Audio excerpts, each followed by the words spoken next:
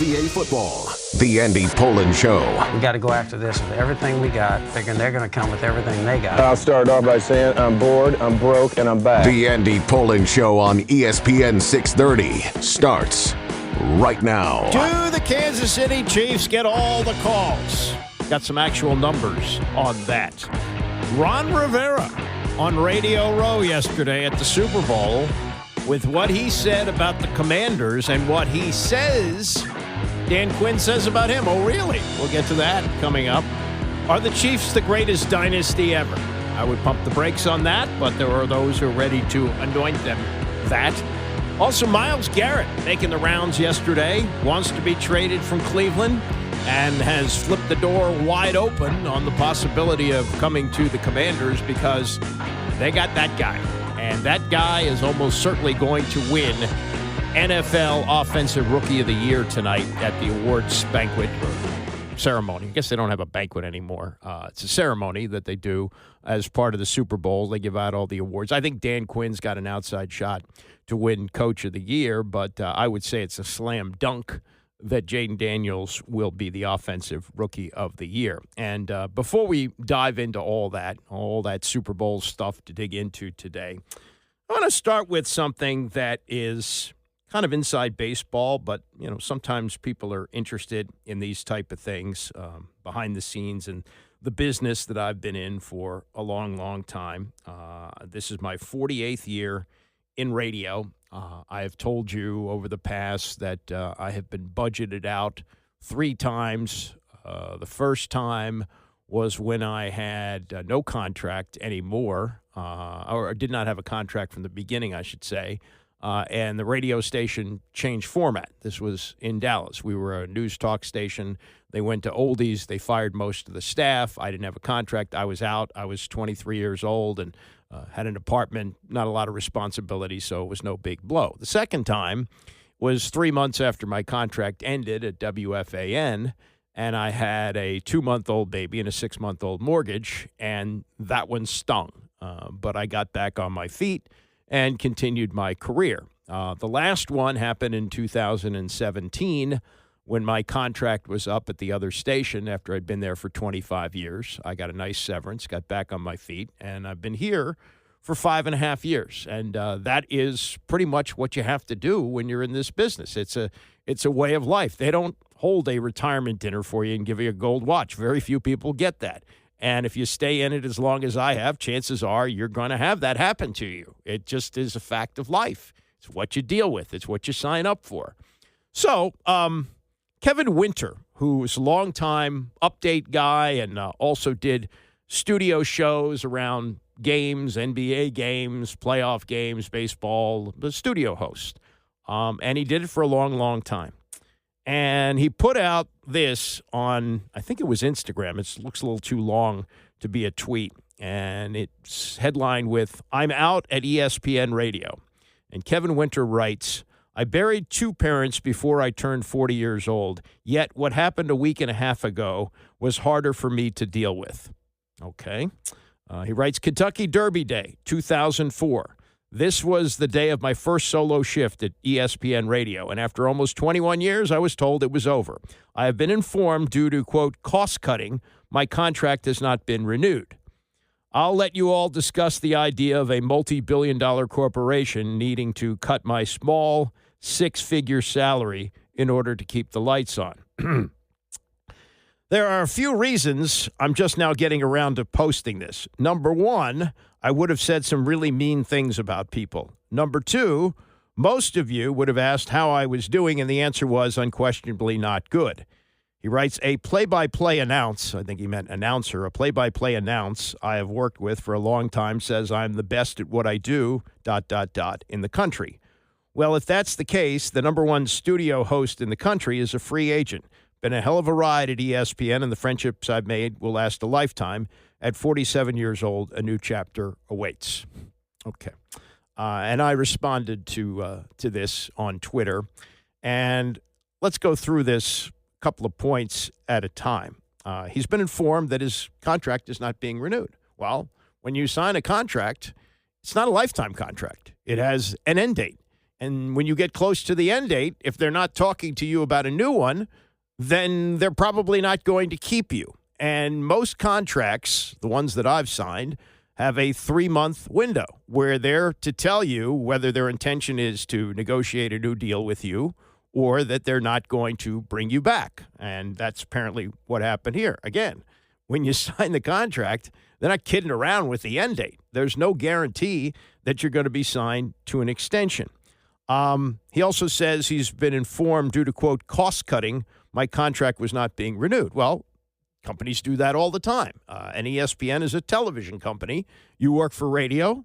They decided that your salary, and as you put here, his small 6-figure salary, which is a really dumb thing to put out on social media because most of the people who follow you and most of the people who listen to you, an overwhelming majority, maybe 98% of them, have less than a 6-figure salary themselves. So they're going to shed a tear for you about a small 6-figure salary? When he says that he could have posted some things that he didn't want to post early on, I would have said some really mean things about people. Well, that would be burning a bridge, and that's the number one commandment in this, never burn a bridge. So fortunately, you didn't do that, but to even think about that was ridiculous. And whoever the play-by-play announcer was who said he's the best in the country, okay, great. But that's a subjective opinion. I happened to listen to him a number of times. I understand he had a lot of energy. He wasn't my taste in a studio announcer or an update guy, but somebody liked him enough to keep him around that long for 21 years. But again, there's no guarantees in this business.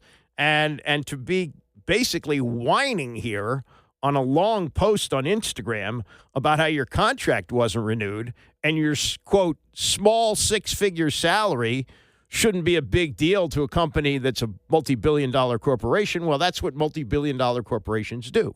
And they have people who look at the budgets and they look at what they're spending on particular things, like an update guy who also does studio work, who they could either replace with somebody younger and cheaper or possibly hire 2 or 3 part-time people who they don't have to give benefits to. That's the way this thing works. And you're in an industry that is going through some tough times, and I don't think is going to be back to where it was when you were hired at ESPN in 2004. It's just a way of life. And I would advise Kevin Winter to get back on his feet. He's 47 years old. If he'd like to continue doing this, he's got to realize he's going to do it for far less than a, quote, small 6-figure salary. And time to move on. And time for me to move on to this. All this talk about the Chiefs getting all the calls. It's out there. It's being discussed. In fact, Rich Eisen talked about it the other day with the owner of the Chiefs, Clark Hunt. Yeah, it's something we don't take very seriously. I think, depending on what stats you want to look at, you could come up with any conclusion. There's certainly some stats that show us as one of the most penalized teams over the last 7 or 8 years. And I think it's only natural that you start having these kind of conversations when a team has a lot of success. I mentioned the Chicago Bulls already, just thinking back to that era. There were a lot of commentators who made the same comments about the Bulls or Michael Jordan always getting the call. And I really think it was a case of the greatness of Michael Jordan and his teammates, more so than the referees having an impact on those games. And then one of the plays in the championship game that people still talk about was the spotting of the football, in which Kansas City got the ball, and some thought that Josh Allen did get the line to gain to keep possession of it. But the reason why I'm bringing this up is if the technology exists, and I think it's getting there, to spot the football using GPS, chips, lasers, and things like that, would ownership, membership be up for getting that on the field? I absolutely think so. Something that I've seen over the last 10 or 15 years is a real willingness by the NFL ownership to embrace technology. That obviously starts with replay, which I think has made the game a lot better. There's no sense in having the fans at home who are watching on TV see something that should have been called or was called incorrectly and not have the ability to correct it. And so as we move forward, there'll no doubt be technological changes that'll make it easier for the referees to officiate the game and get it right. Because at the end of the day, that's all we want. Who are associated with the league. We want the right calls on the field. And again, I'm unfamiliar with what committees you're on. If this is a committee that you're involved in, do you know how close we might be to getting this technology used in the National Football League? Clark Hunt? So I'm not a member of the competition committee, and I think that's the committee that would look at that first and bring it to the ownership. So I don't know where that stands. That is Clark Hunt, the owner of the Kansas City Chiefs, on the perception that the Chiefs are getting all the calls. Roger Goodell, at his State of the Game address on Monday, asked the same thing, said this. There's been a widespread perception that officiating has favored the Chiefs. Not my perception, public perception. How much of a concern is that for you in the league? Well, this sort of reminds me a little bit of the script, right? That I write a script, and I have the script for the entire season. Listen, I think from a lot of those theories are things that happen in social media, and they get a new life. As you say, it's not your theory, but it's out there. Nobody wants it to be their theory. And so I understand it. I think it reflects a lot of the fans' passion. And I think it also is a reminder for us how important officiating is. And I think the men and women that officiate in the NFL are outstanding. They have the highest possible standards. That's ridiculous theory for anyone who might take it seriously. But at the end of the day, it's something we always have to continue to work on. How do we make our officiating better at all times? And if you look at the Chiefs' record, which I think is an amazing thing, people talk about the competitiveness of our league. The Chiefs, with their 15 wins, 15-2 this year, 11 of those 15 games were within one score. And I think that talks about the competitiveness of our game and the importance of how we officiate it, but also the competitiveness of how we play it. Well, the last part of what Goodell says there is an argument the other way, really. If you have all these one-score games and one or two calls going the Chiefs' way can make all the difference in the game and decide the games. I don't know if I would have gone there. He called the theory ridiculous that the Chiefs are getting all the calls, and you heard what the owner of the Chiefs, Clark Hunt, said about that. So the Ringer actually looked at the numbers on this, and they looked at it since Patrick Mahomes became the Chiefs starter in 2018. And they've come up with this. The Chiefs have actually been penalized more than their opponents in that time during the regular season, but the numbers flip in the playoffs. Since the start of the Mahomes era, the Chiefs have been called for 8 more penalties than their opponents in the regular season and 21 fewer if we include postseason games. They have been penalized for 954 more yards than their opponents in the regular season, the yardage equivalent of a full Travis Kelce season. In a couple of those seasons, they've gotten less help from the officials than just about any other team in the league. In 2018, the Chiefs led the league in total penalties with 163, nearly a penalty per game ahead of the team in second place. And last season, Kansas City's opponents were flagged just 95 times in 17 games, the third fewest in the league. The Chiefs played 12 one-possession games this season, including the playoffs. In the final 5 minutes of those 12 games, the referee threw 5 flags against the opponents. Meantime, the Chiefs' defense was called for 5 penalties in those scenarios, including 3 that occurred in a single drive against Atlanta, and yet they are in the Super Bowl looking to three-peat. NFLpenalties.com, which maintains a page drawn on roughing the passer penalties. They say Mahomes gets a high but not ridiculous number of roughing calls. Among active quarterbacks, Mahomes ranks below Josh Allen, Jared Goff, and Kirk Cousins in career roughing penalties per game, and roughing penalties per 100 pass attempts. Okay? So, these numbers, I did have a professor that said figures don't lie, but liars figure. But these are raw numbers. And, yes, it does appear in the playoffs that they're being flagged or getting more flags, I should say, than other teams, than their opponents. They've been called for 43 more defensive interference penalties in their opponents since 2018, even though the Chiefs had about 200 more passing attempts than their opponents in that span, which is kind of interesting because a team that good, you'd think they're, getting leads and salting it away with the running game, but they're actually throwing a lot. That's kind of what they do, and a lot of those passes, when you say 200 more passing attempts, a lot of that is the way they run their offense. The short passes out of the backfield, the passes to Travis Kelce. They're not necessarily throwing long bombs and getting flagged, at the end zone or at the 1-yard line. So there's all this. These are the numbers. What do they mean? Who knows? But I think the larger issue is kind of what Rich discussed with Clark Hunt is the technology is there, and the officials down on the field don't have as good a view as we have at home with all the cameras and all the angles. So the eye in the sky, and they've tried this with the spring leagues, the eye in the sky does need to happen for the NFL, and that will solve, I think, a lot of this complaints and looking at what the Chiefs are doing and saying, oh, they're getting all the calls. So, all right, we got Ron Rivera talking yesterday on Pro Football Talk, and he said something about Dan Quinn, which to me is kind of mind-blowing. We'll get to that and more as we continue. It's the Andy Pollin Show, ESPN 630. The Andy Pollin Show on ESPN 630, the sports capital. I'm going to call this a nod from the greatest right now to potentially the next greatest, Patrick Mahomes, on the season that Jayden Daniels had this year. Extremely talented, but I think from watching the tape, especially watching the games that he played against the Eagles this year, it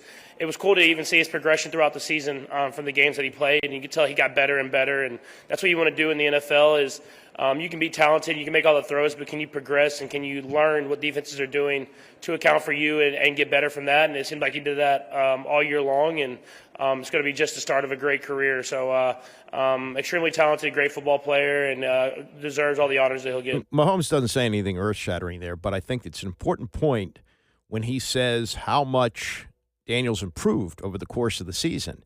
And if you're like me, where you watched virtually every play this year, you saw a big difference in the way he looked in the opening game versus how he looked in, like, the fifth game and how he looked at the end of the season. Sure, they got their doors blown off by the Eagles, but each week he got better, and this insatiable thirst to get better every week is, I think, what's going to put him in the Mahomes category if he's not already knocking on number 15's door. We'll get to more of what Daniel said yesterday. He's making the rounds, Radio Row. He's working for Invisalign. This is how it works, that a player or an ex-player will be attached to a product, and he or she will go from table to table at Radio Row, hawking the goods and talking about the season. It's a dance that I danced many times, and it still goes on at the Super Bowl in New Orleans. But Ron Rivera was on the Pro Football Talk set, which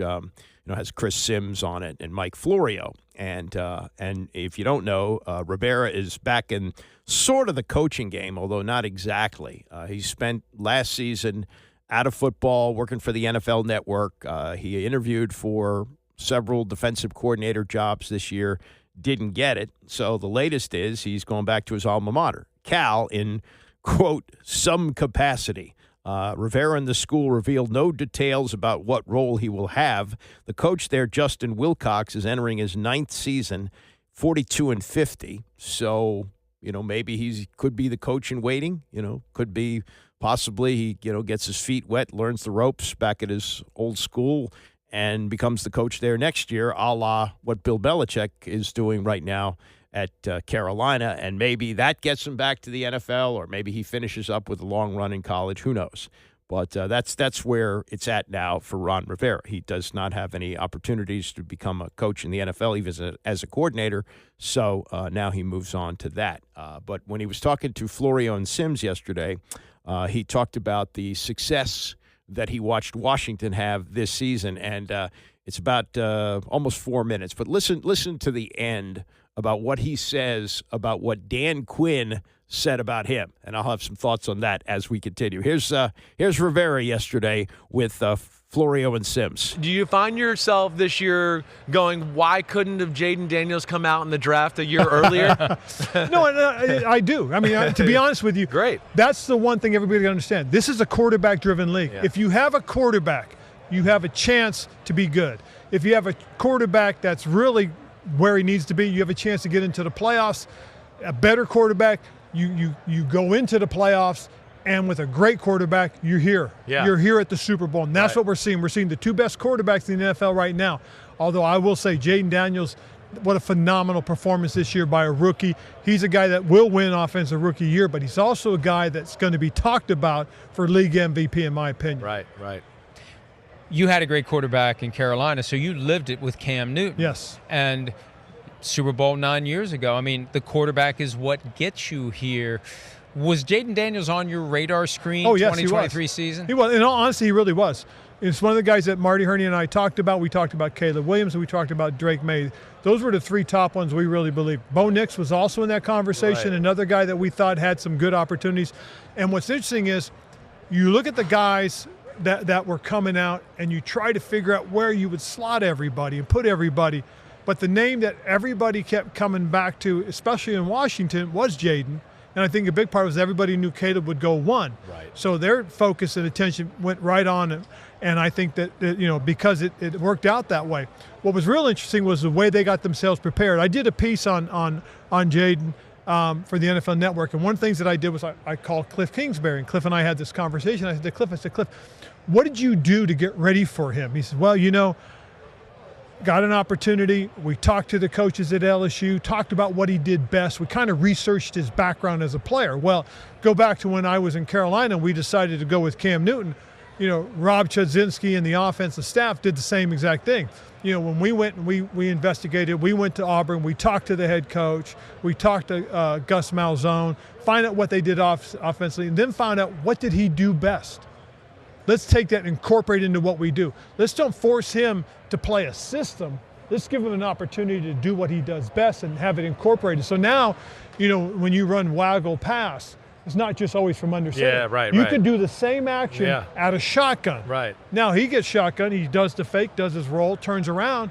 Well, it's no different than if he did it under center. And guess what? You now have two plays. Yeah, exactly. From just different just formations. A little different look, a little different feel for the defense. So that's what you saw coming from Washington, because that's exactly what Cliff Kingsbury did. He went and found out what this kid does best. Let's incorporate in what we want to do. There was a story that came out the day before the NFC Championship about the former owner of the team hating the fact that the team was doing so well. What were your emotions this year watching that team thrive? Oh, I was fired up. I mean, Dan Quinn and I are friends. And Dan actually reached out to me. We talked about the team. We went to coffee. We would meet, talk about stuff. And then I would text him all year. I'm happy where they are. I talked about this. I grew up a Redskin fan. Right. Okay, and I use the word. I it's apologize. okay. We got it. We know it. But I did. I grew up a fan. Right. And so to seeing them where they are, it was fine. There was a lot of gratification.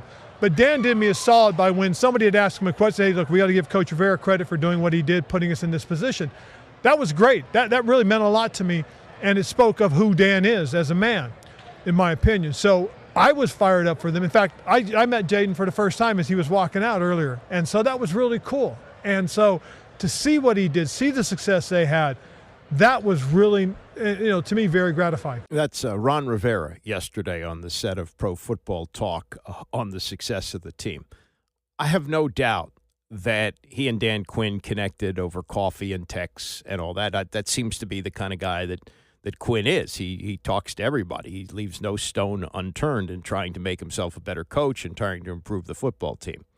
I listened to just about every news conference that Quinn did this year. Now, I don't know what he said, behind the microphones or maybe off the record, but when Rivera puts it out there that Dan Quinn said when asked about Ron Rivera that we got to give Coach Rivera for putting us in the position that we were in, that is, if he said it, it's either a backhanded compliment or an outright slap in the face.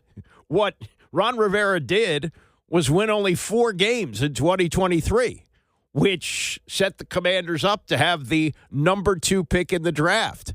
And as we look back, it was a no-brainer to take Jayden Daniels. Had he won a couple of more games, it might have been impossible to take him. The asking price might have been too high to move up to number 2 to get him. So I'm almost 100% sure that at any news conference, if he was asked about Rivera, he didn't say it, well, we got to thank Rivera for putting us in that position that we're in, because that looks terrible for Rivera. You know, thank you for basically sucking as a coach in 2023, winning only 4 games and allowing us to take Jayden Daniels. So that is absolutely ridiculous. The other things he said, they were gracious. And then he said, oh, yeah, we scouted Jayden Daniels. We really and truly did. Well, of course you did. I mean, you know, did you really think that you weren't going to draft a quarterback no matter where you finished if there had not been an ownership change and they hadn't fired you with a year left on your contract? Come on. Really? I mean, he's a good man. No question about it. And I think he's a good football coach. I really do. But as he was constructed here, where he was a quote-unquote coach-centric operation where he had control over everything, he was way in over his head. He's a guy who might be successful as a head coach, maybe now in college, maybe at his alma mater, depending on how it works out this year for the team. And Justin Wilcox in his 9th year, does he have a good enough team to stay? Or Rivera's right there. He knows what's going on, and they make him the head coach. Who knows? But I just found that to be mind-blowing that Dan Quinn would make a statement where he thanks Ron Rivera for putting the team in position where they were in when he took over. Yeah, he handed him the keys to one of the great quarterbacks in the game already, and down the road may turn out to be knocking on the door for among the best. You know, and I'll get to what people are saying about Patrick Mahomes and, you know, I think really jumping the gun. Is he the best ever? Even if he wins Sunday, it's 4. It's not 7. But we'll spend some more time on that. Meantime, Jayden Daniels also roaming around Radio Row yesterday. And, you know, I've done this enough times to tell you that this is something that you just have to do it this way. And there are people who are public relations people. And what they do is you line up guests with them, and you have a time slot. And sometimes guests will run long on another station or there's a holdup or something. So the guest doesn't show up on time and you wind up doubling up.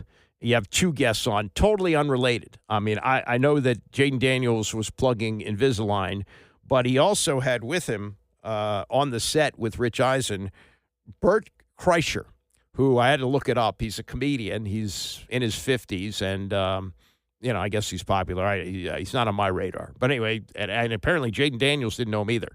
So they're sitting down next to each other, and Rich Eisen is having to talk to both of them. But Kreischer is a football fan, and he knows about Daniels, so he's jumping in. So we'll get to that in a second. But this was Jayden Daniels yesterday discussing about the success of the team while he was sitting next to a replica of the Super Bowl trophy, and said this to Eisen. I wish I was playing for this right here, but overall, man, I was just like super excited at the year that we had, and to make it that far, man, it was a blessing for sure.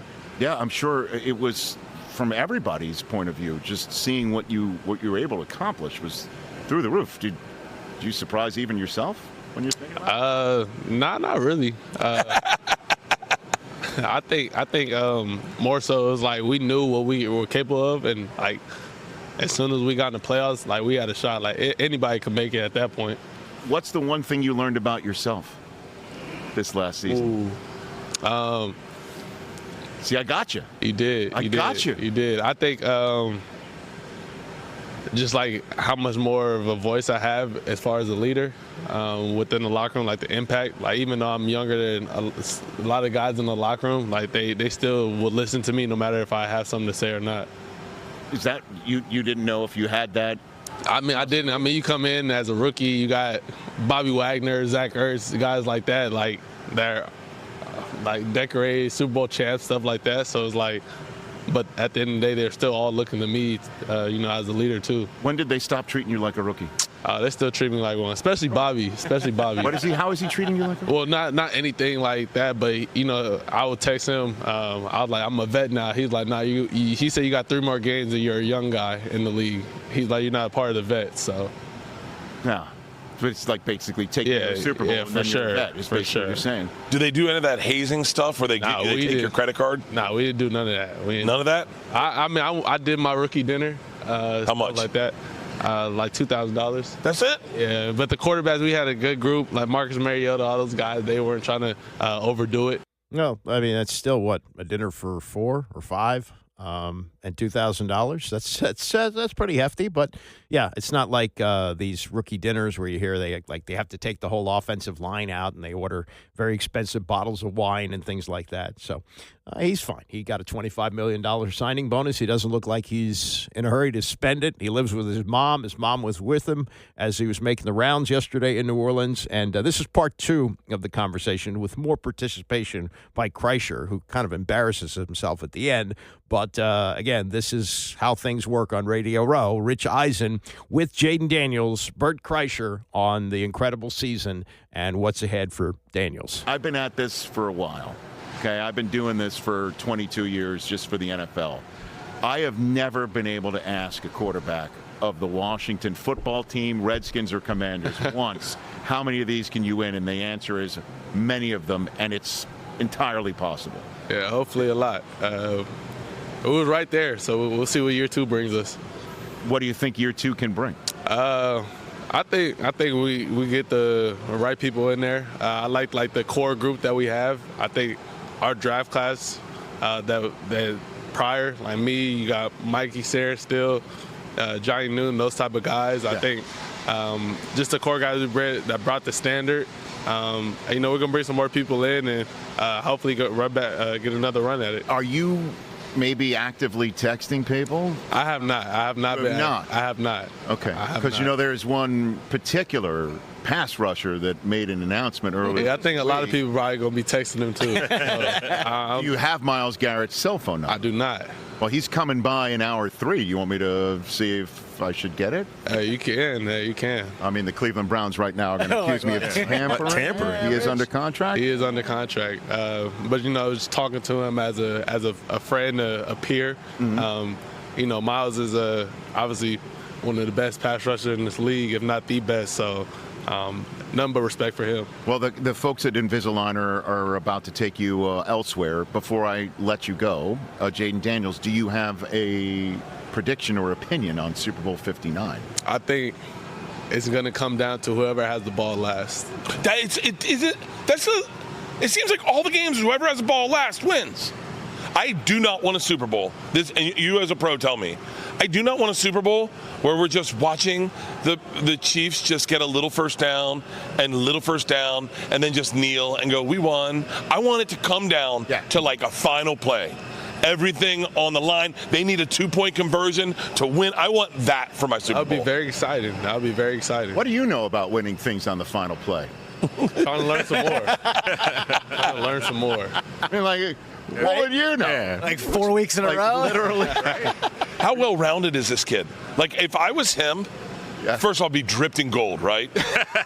I'd have chicks behind me in bikinis. I'd be a mess. I'd have white powder all here. You'd be like... Careful. Yeah. Scott, man, you must have great parents. Your parents back there? My mom is somewhere around here. Yeah. And I don't think she's like inheriting that, Bert. Yeah. I don't think mom. But by the way, I'm too old for his mom. His mom looks at me and she goes, yeah, I don't date old men. And she's married. I wouldn't talk. So you don't have a prediction? Whoever gets the ball? Whoever gets the ball last. That's my prediction. Okay. Where are you watching it? California. Okay. With friends? Yeah. Is that where you got? Yeah. So you will be able to watch it? Yeah, I will. It's going to be a little tough. Just being right there, but I still love football, so I'm going to watch the game. That's Jayden Daniels with Bert Kreischer, the crass comedian who I don't find, at least in that, very funny. I've never seen his act, but Okay. Anyway, but what he said about Myles Garrett is of course, very interesting. There's only so many things that he can say, but he did play against Garrett. Garrett, by the way, did not have a sack or a tackle, I believe. I think I heard that correctly in the game that the Commanders just obliterated the Browns this year. I mean, they looked like a hot mess when they played him early in the season. And so he's had a firsthand look at Myles Garrett, but Garrett has not taken him down, and he'd like to be in a position where Garrett is on his team and can't take him down next year, except, I guess, to touch him in practice when you can't tackle the quarterback. All right, Troy Aikman, who won 3 of them over 4 years. He was with Tony and Mike yesterday. His Super Bowl preview coming up, plus Myles Garrett making the rounds yesterday and what he says about the possibility of playing with Jayden Daniels in Washington. It's the Andy Pollard Show, ESPN 630. Oh, wouldn't 95 look great in a Commander's uniform next year? Myles Garrett says wants out of Cleveland, and he's looking for a place that has a quarterback, a team that has some cap room, draft picks. Might be very attractive for him to come here. He can't say he's definitely got Washington at number 1 on his list. But you'll hear his conversation with Rich Eisen yesterday, where it sounds to me like he and the Browns are on the same page here. They've said, yeah, we're not going to trade you, but that could be just for negotiating purposes. I believe that Garrett is going to be with another team next year, and as a fan of the Burgundy and Gold, I'd like to see him here. And you can listen to the comments yourself coming up and make your own decision on that. We'll do that in about 15 minutes. Also, Charles Barkley. It's great to be the king. I love it when he openly negotiates his contract on the Dan Patrick Show. He had that yesterday, or I guess the day before is when he said those things.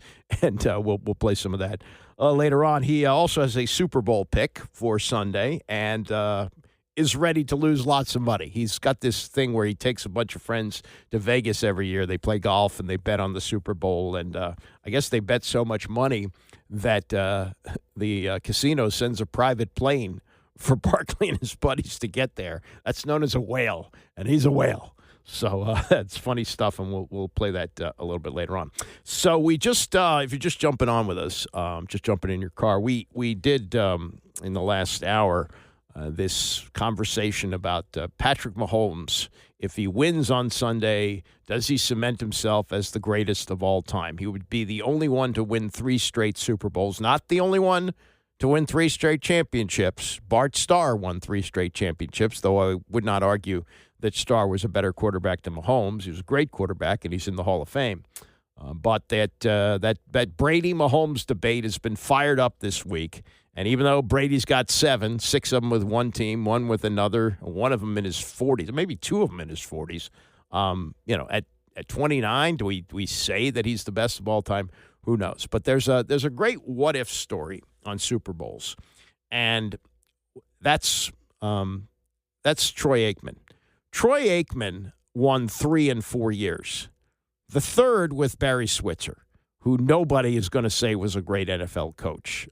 Barry Switzer had the benefit of a roster that was put together by Jimmy Johnson and was sustainable for a lot longer than it sustained. And if things had been different, if the ego of Jerry Jones was not what it was and what it continues to be in his 80s, that Dallas Cowboys team with Jimmy Johnson as the coach and essentially the GM of the team, because he made the decisions on who to draft and so forth, and Troy Aikman, who did play for 12 years. He did have some concussion issues, but if they had stayed together for the entire 12-year run that Aikman played, I think they would have won 5 or 6 Super Bowls. I really do. I think that team has put together, like for the third one that Aikman won, Jerry, as the GM, brought in Deion Sanders, which really crippled them on the salary cap and other things. I mean, they had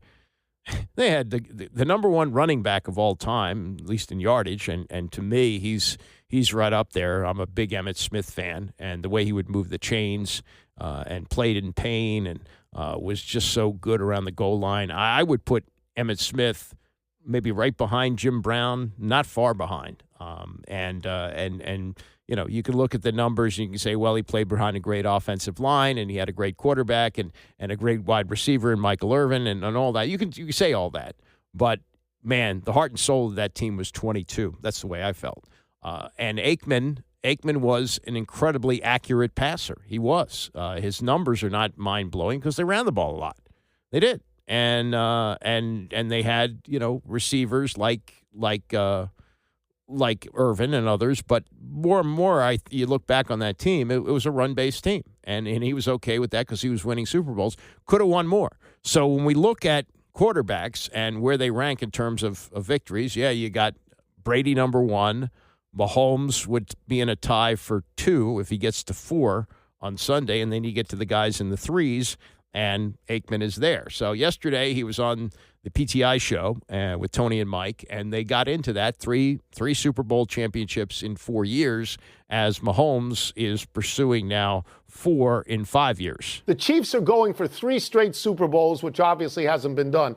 But you won 3 in 4 years. You were back there often. Do you believe that when you go there and you win it and you're there repeatedly, that you have an aura advantage? Is there something about the aura of Kansas City that helps them in this game? Well, I think what helps them is the fact that they've been in these one-possession games, so many of them this year, and they've won those. The other part of that, Tony, is that there's a lot of players on this team that obviously have been in Super Bowls in the past. And so this idea that the Super Bowl is just like any other game, if you say that, then you've never played in the Super Bowl, because as soon as you get off the airplane that this week is different than any other week you've been a part of. The good news for Philadelphia is they've got players that have been there recently as well against this very team. So from that standpoint, I think both teams come into it. They know exactly how emotionally they're going to feel, not only during the week, but when the game kicks off, and how that's going to be managed by them. But typically I would agree with you that I would say, wow, Kansas City probably has an advantage because of their experience. But because of the opponent this week being Philadelphia, I think whatever advantage they may have would be negligible. I want to narrow this to quarterback for a second and the approach, Troy, to a Super Bowl. Is it more about the plays you make or the mistakes you avoid in this particular game? Jimmy Johnson would always say, and it's always resonated with me, that it's not how many big plays you make, it's how few bad plays you make. And I think there's so much truth to that. You hear so many people say, hey, you can't win the game until you keep from losing the game. And I do feel that that's the right approach. But with that said, we've all seen it in big games, in big playoff games, that there is going to be a play that is going to have the potential to be made, a big play, and whichever team makes that play, more than likely is going to be the team that has the advantage then of going on to win. So yeah, you can't turn the ball over, you can't have dumb penalties, all of those things, but when the plays present themselves to create a big play or make a big play, you got to capitalize on those as well. So I think it's a little bit of a mix between the two as far as what has to be done in order to play well and win a big game. Speaking of mix, I'm old enough and just old school enough that I love Saquon Barkley and power football and the way the Eagles played. You have some experience with that, you and Emmitt Smith and others. Quarterbacks want to throw the football, but when you can turn around and hand it to somebody like Saquon, or in your case, 22 in the biggest game of the year, what's the feeling there, Troy, about playing power football on the final Sunday of the year? Well, I had the best seat in the house, and I will tell you, Michael, that in 1993, that season, that Super Bowl against Buffalo and Atlanta, we were struggling. We came out in the third quarter to open up that third quarter, and we handed the ball off to Emmitt about 8 or 9 straight times out of 10 plays that we went on to score a touchdown. And we got the offensive line going and the running game going, and that's what Philadelphia has been able to do, really all season long. So I think the pendulum has swung a little bit from this aerial assault that we've seen for the last several years. Now we're seeing teams, more and more of them, running the football. And running the ball has won a lot of football games in the history of this game, and it has here in recent years as well. When you look at the teams that have really dedicated themselves to running the football, that being Baltimore, and of course they bring in Derrick Henry, and then Philadelphia this year with Saquon Barkley. I think the running back a couple of years ago, there wasn't a big market for them, as we know. I think that market is coming back, and rightfully so. I'm a big believer in it. I benefited from it. I think it creates a level of physicalness and toughness that permeates throughout your entire football team.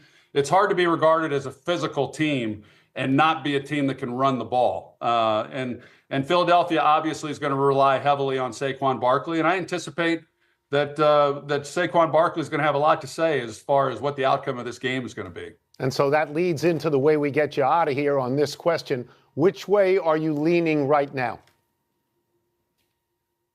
I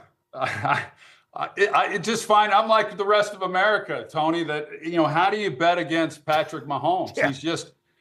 There's a lot of quarterbacks in the game that just play every possession as if it's the same. And Patrick Mahomes, like Tom Brady and like other great quarterbacks before them, they know how to win. And Patrick Mahomes doesn't care what it may look like. He knows that when the game's on the line, that he will find a way, and he knows exactly what the formula is. And the formula is different from one possession to the next or from one game to the next. And he's proven that, obviously, as I mentioned, with the one-score games and them being able to win all of them. Until proven otherwise, I'm going to stand behind Kansas City and Patrick Mahomes. Yeah, I feel the same way, and I don't have any Super Bowls and never threw a pass in the NFL, but there's a Hall of Famer, and he played the position. It's remarkable, but also, I saw all of Joe Montana's career, and I think the biggest example of what he was as a quarterback happened in that Super Bowl where they beat Cincinnati, where he took the team down the field, and everybody knew he was going to throw the ball to Jerry Rice, and he threw the ball to John Taylor in the end zone. And they had gone, I think they started like at the 8 or something like that. It was an incredible drive. And, the legendary stories of they got a timeout and they're driving down the field and trying to get the winning score. And Harris Barton is in the huddle. And Harris, I saw Joe Montana interviewed about this. He said Harris was a guy who spent the whole week of that Super Bowl talking about how many celebrities he ran into. And he was really hyped up. And this is again, it's more quarterbacking than just throwing the football and handing it off. It's how to manage the huddle. It's being a leader. And Montana famously said, "Hey, Harris, hey, H, look up in the stands. There's John Candy."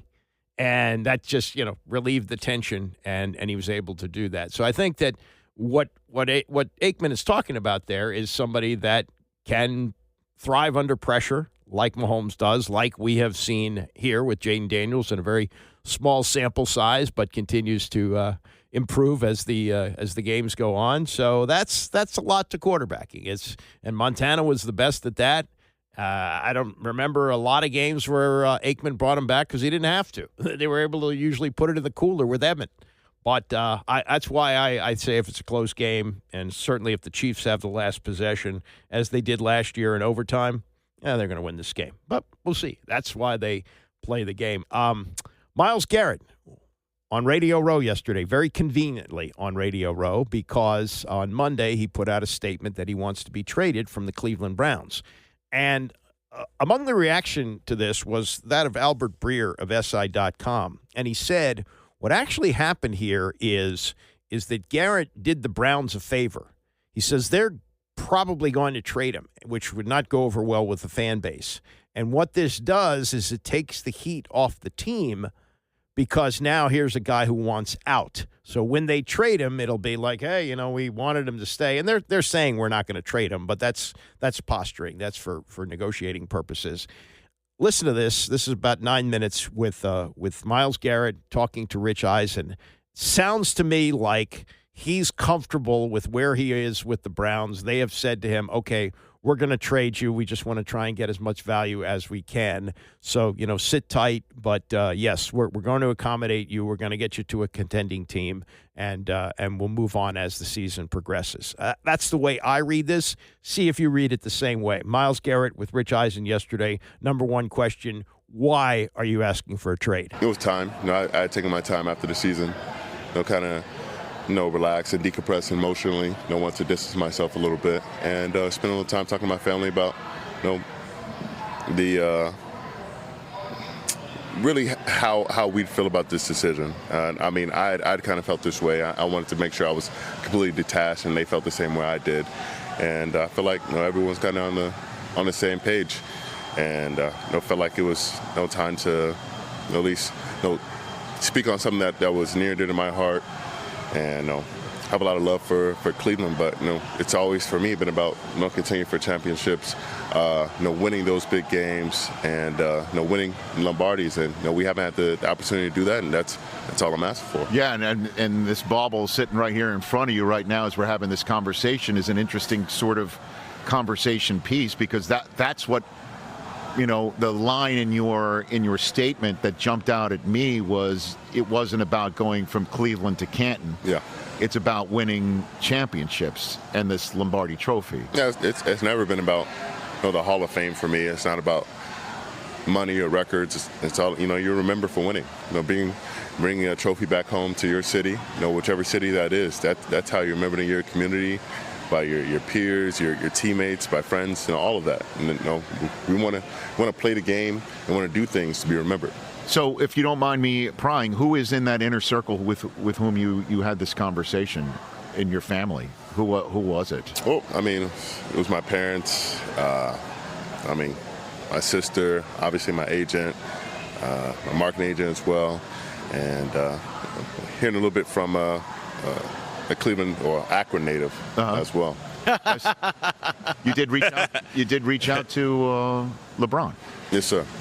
What conversation did you have with him, if you're willing to share in that? Just kind of what a transition looked like for him. What was his thought process going into it before he left Cleveland, and just making sure I made a logical decision, taking my time, and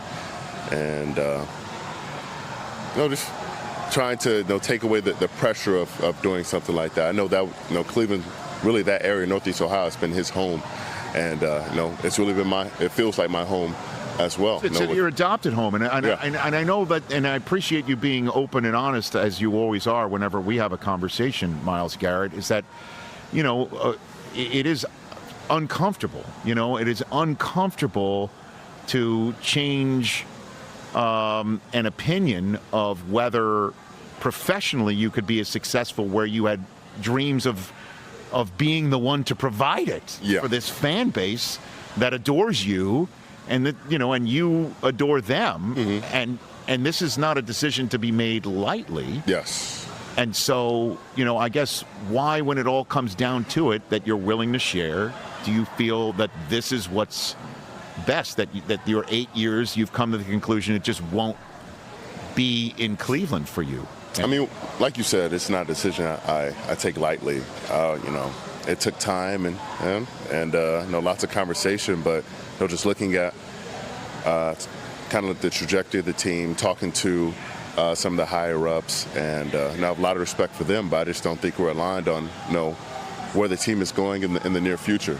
And I feel like the window for us as athletes is only so broad, and it only continues to close as years go by, with anything be able to happen on that field from day to day. And I want to be able to go out there and compete at the highest levels, day in and day out, and playing for champions, like I said. And this came out of conversations that you had with management. Yes, sir. Already. You've already had those conversations with management. Yes. We spoke after the season with the exit meeting, and then spoke a few other times further down the line. So this wasn't something that I blindsided them with my opinion. I took my time before stating it outright to them, and then I released a statement.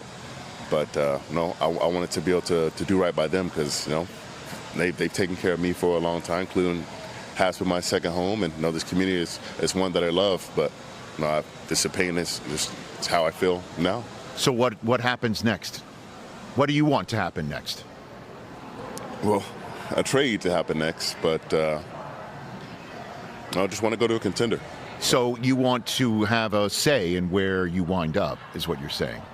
I would love to. I know in my position I don't have much say in where I go, but hopefully we can leave off on good terms, and we can find a middle ground between us. And so, do you have some teams in mind that you would like to go to? I mean, there are definitely contenders on the AFC side and NFC side. I'm not glued to anyone at the certain moment, but like I said, I just want to be in a position to to play in those big games and win big games, and feel like I can make a meaningful impact and elevate a team and take them over the top. All right, and a couple more minutes on this subject matter, and then we'll move on to your season and what you think of this game here. Was LeBron disappointed to hear why you called him, Myles? He was not. He had actually been reaching out to me to talk and just get my side of things. He's been a part of difficult times, and his first start of his career, being so frustrated with being so close to the pinnacle of sports, or his sport, and he just wanted to see exactly how I was feeling, where my head was at, and if I need to talk through anything, and if I was ready to consider any kind of move, that he was there to communicate with and to lean on. And then I know this is a what if question, but what if the Browns say no? We want you to stay. We want you to be part of this thing. We do believe in the plan that we have. We do believe that this plan will work. We do need you to help this plan work, and you do have 2 years left. Like, what if that happens, Myles? I mean, it's possible. They could do that, but that's a little bit further down the line that I'm willing to look. I know things have changed night by night, and I'm sure people are calling and hopefully making some tempting offers, but I'm grateful for my opportunity, and I know that recently no one stuck to one team, seeing Luka, so I'm too happy. I mean, I still can't believe that. Did you call LeBron after that trade? Then just like reverse and call him up and say what? I texted him. I couldn't believe it, and I mean, neither could he. I mean, it was all over everybody's phone. So there were group messages going up, texts going out, and I mean, he was as shocked as anybody else. There's no equivalent in the NFL, right? I mean, I couldn't imagine what that would be. It would be a quarterback in his mid-20s. Yep. That is completely associated with a team that he's played with his entire, from draft to the moment, being traded for. I mean, you're 2 years younger than Anthony Davis, but maybe for you, you know what I mean? Like, because you play a different position. Anthony Davis plays something different from Luka. I'm just trying to even grasp at a straw to see what the similarity would be. I feel like it'd be like a Chris Jones for a Josh Allen, and that's as similar as a comparison I can make it. And that's even then it's not a one-to-one, but it was just shocking. I'm already hearing when you say you want out from Cleveland. Listen, he's got 2 years of unguaranteed money left on his contract. Browns, all they got to do is just make him the richest guy at the position in the game, and he'll go back and he'll be a Brown, and that's the end of that. How do you respond to that? Where this is something that can be bridged, fixed, and you can stay with the Cleveland Browns. How do you respond to that? I said I don't care about the money. I just want to win a championship. Now, is it something that maybe they end up keeping me, or saying that they're not taking any offers? That's a possibility. But I just want people to know that it's not about me being the highest paid non-quarterback, or me having a huge contract or any of that. I want to say at the end of the season, I played in the biggest games that I won at the end of my career. I had a chance to display my talents and everything I had, and it all came to fruition. Everything that I dreamed and everything that I hoped for. So, what do you make of that? This is my feeling. Again, that I go with what Albert Breer said, that he did them a favor by putting this out there. This soothes the fan base when they do deal him. Like, oh, the guy had to go. He did not say, oh, if they hang on to me, I'll never step foot on the field for the Cleveland Browns again. Yeah, I'll sit out. No, he didn't do that. Sounds to me like they have told him, sit tight, we're going to deal you. Don't say anything outrageous, which he didn't. And it's pretty clear he wants to go to a contender. Well, there just happens to be a contender in this town that has the quarterback for the future. Jayden Daniels has just won the Pepsi Zero Sugar Rookie of the Year. Of the 17 awards that they gave out this year, he won it 11 times. So that was pretty much of a slam dunk. And then tonight they give out the AP NFL Rookie of the Year at the NFL Honors. That's a TV show that starts like 9 o'clock tonight. I don't think there's going to be any suspense about that. He's going to win Rookie of the Year. So there would be that quarterback here if he were to wind up in Washington. And when he showed up on the Mina Kimes podcast yesterday, they explored, well, what is your criteria for where you want to go? And if a quarterback is a big part of that criteria, well, there just happens to be one in Washington. Here's Garrett with Mina Kimes. Absolutely.